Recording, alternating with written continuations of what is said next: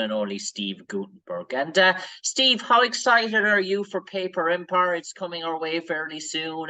It's going round to much riveting acclaim. Shot in Miami, starring a leading role alongside Robert Davi. Is it as good as what people make it out to be? Is this going to be one of the blockbusting TV series to come our way in a long time?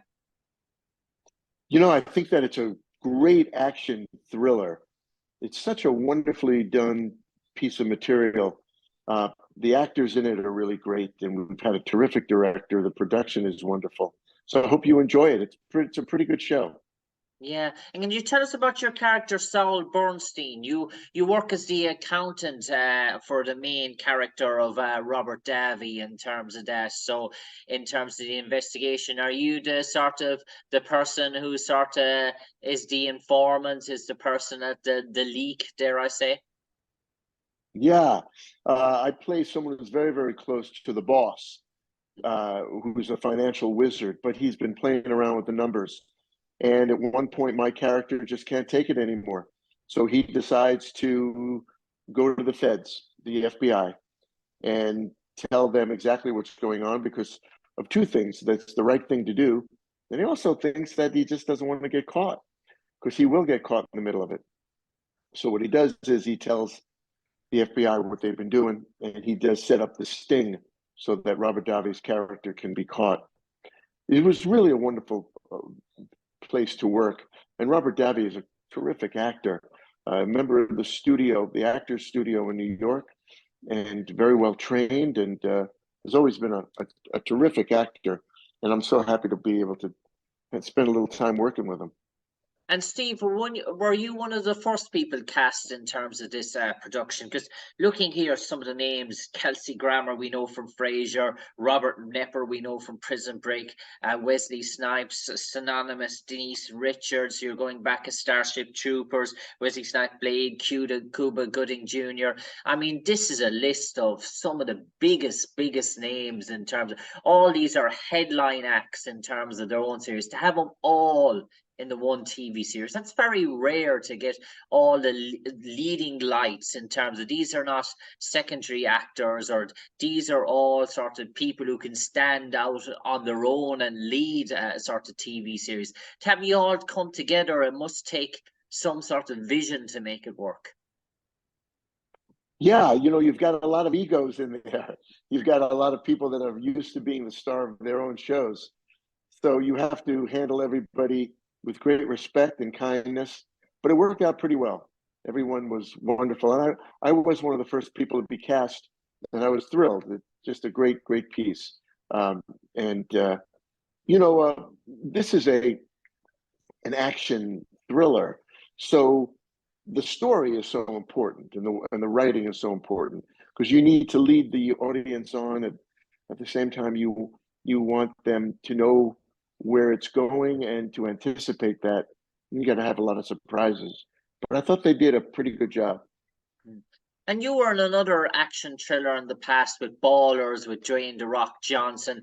It turns about the whole super agent lifestyle of the NFL and American sort of football, and that you were involved in what was seen another big massive production. Is this as good as Ballers? Does it go maybe a step or two even beyond that?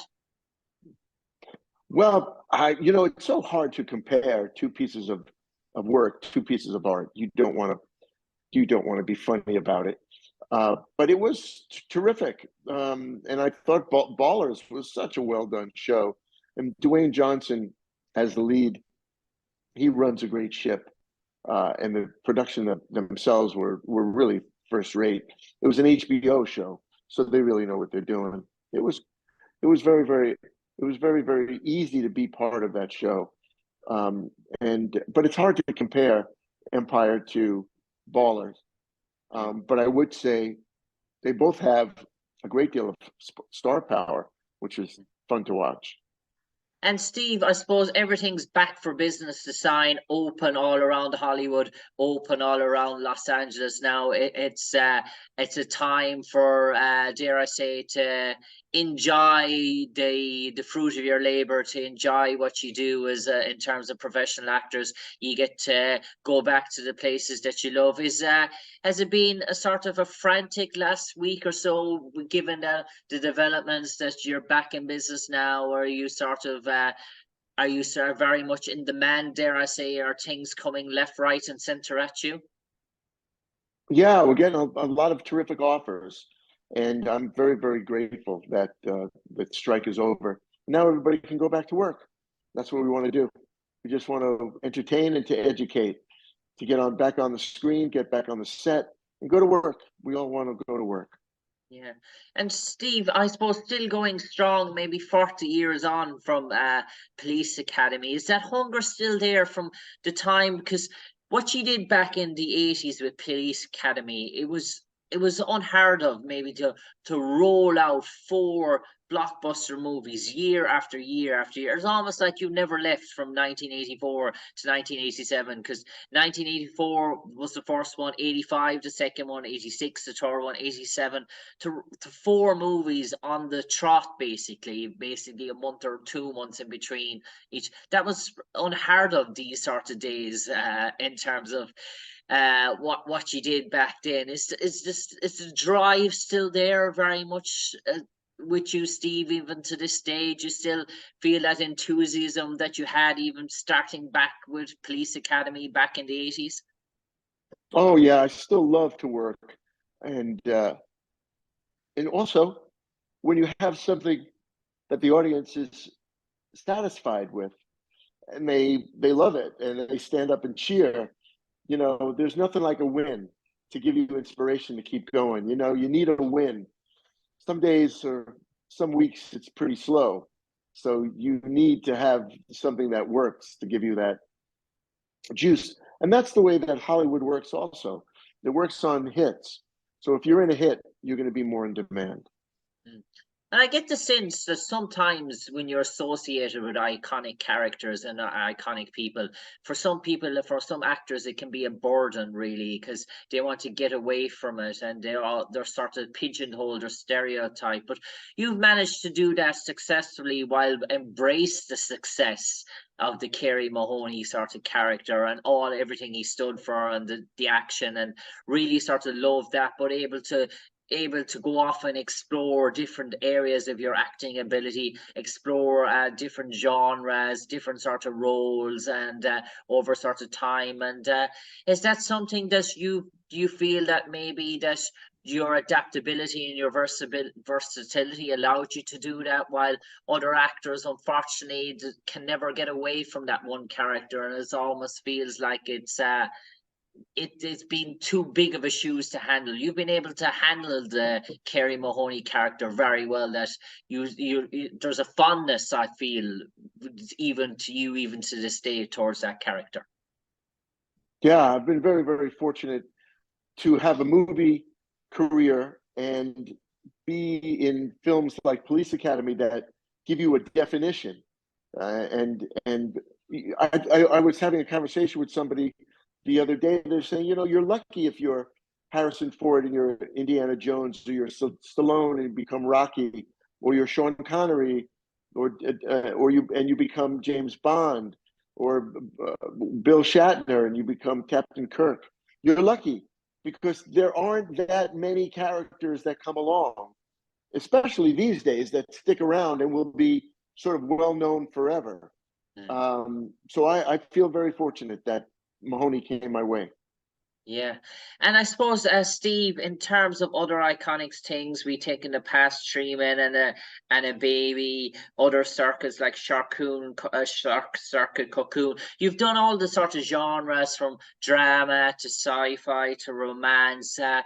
Does that sort of, the sci-fi genre in particular, is that something that really interests you in terms of fantasy and dare say far-fetched realities and sort of different worlds, to get away from what you would normally be associated as an actor. Do you find that sometimes challenging and exciting, even the horror genre or different sort of genres that, or do you always feel like that there's particular genres of acting that you feel at home at, or as an actor, do you like to always test yourself and challenge yourself?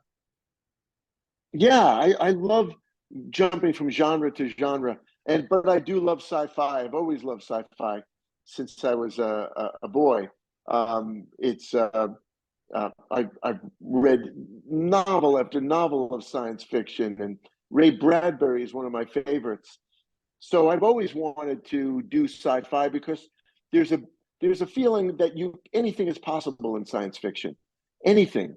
A man can fly. You can go to Mars. There can be a ghost in your house. You can talk to a robot, and he'll talk back, and he'll be alive.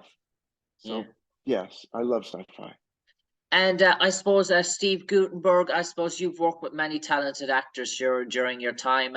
Any sort of Irish actor? What was the last Irish actor that you graced the set with? Can you remember? Well, there's been several, but my favorite Irish actor, that's the question. Yeah. He's a young man named Liam Neeson.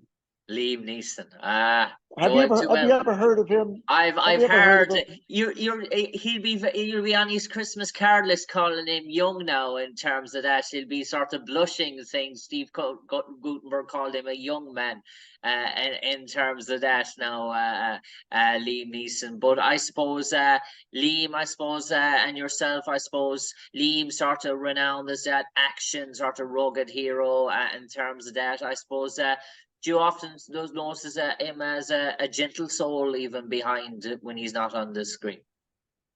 Isn't he though? He's one of the sweetest men ever born. So thoughtful and kind, and a good friend, and a close friend. I adore Liam. I love Liam. He's a very, very, very close to my heart. And I suppose second last question for you, Steve Guttenberg. When was the last time you've visited Ireland? I know you've probably been here in the past, and is it something that you would like to come back in the near future again? We'd love to have you here. Oh my gosh, haven't been back in so long, and I would love to visit again. Oh, I'd love to visit again. I shall.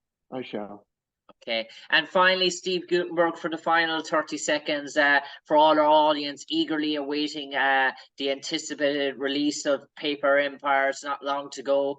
For them, Steve, they're looking on, watching. What's in store for them? What can they expect when Paper Empire finally hits their TV screens? A really slick, well-produced movie. In each episode, it's a small movie that's produced really well, directed really well, acted with great skill, and it's a thriller. It's a love story. It's an action film. Each one has that encapsulated in it. You're getting a small film each time you watch the series. On that note, from me, it's Jim Conlan, to you, Steve Guttenberg. Thanks for joining us this evening on the airwaves. Steve, stay safe, take care. God bless from all of us here in Ireland, and hopefully we'll see you in the Emerald Isle, stepping foot in the near future. But for the moment, Steve Guttenberg, stay safe, take care. From me, Jim Conlan, God bless to you, sir. Thanks, Jim. Made me feel so good. My love Cheers. to you and everyone in Ireland. Cheers, Steve. Take care, mate. Cheers.